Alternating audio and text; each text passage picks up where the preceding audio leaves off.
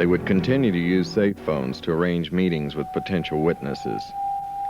Stevens had turned up a new witness who claimed to have a series of remarkable photographs, but he was reluctant to go on camera, fearing that this might compromise the privacy and security of himself and his friend, a noted television and radio columnist who took the photographs. After a lengthy discussion, Junichi assures the witness that his identity will be cloaked. You want to see these things? Yeah. Let's see. Those pictures were taken, some by the gentleman you're talking about and some by his mother, were they not?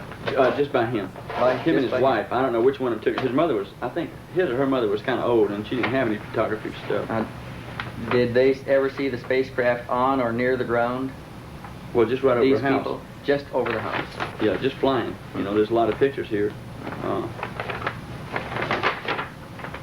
As far as I know, no one has ever seen these photographs except for the people I've described. Here's like this one's flying directly over the house. Mm-hmm. Right over the house. Right over the house.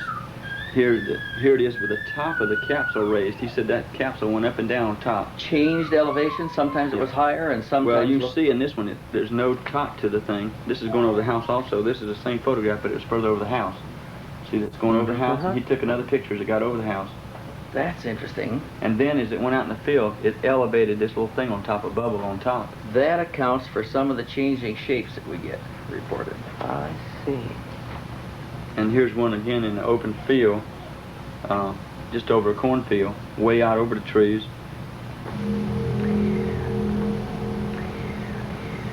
He said the motion pictures are extremely good that he took. He said they were real good. Imagine that. Right. But because he got it going over the house and in the woods and out in the field and all that kind of stuff. You know, they said they was tremendous pictures.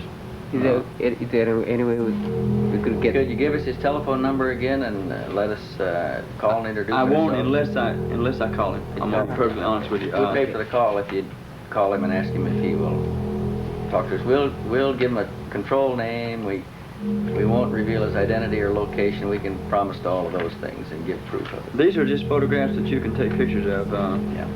And like this is one is going into the trees and going a little further and so on and so forth. And because of his wife, I don't feel like he'll ever do anything as long as he's living. Because she is still terrified. Yeah. Totally. And there's very nice people. And they're very rich people. Okay, so it wasn't a case where they couldn't protect herself with money or anything. They could, but it doesn't seem to bother. They're still scared. He said, and eventually, these people are going to contact you. He says, if you start this thing up, they're going to contact you. He says, and I know what I'm talking about. I've talked to other people who've been through this thing. He says, that's the reason we're totally silent. He says, so if you want all the publicity and all the headaches you can ever get, you start revealing this. And now I don't know whether I should have listened or not.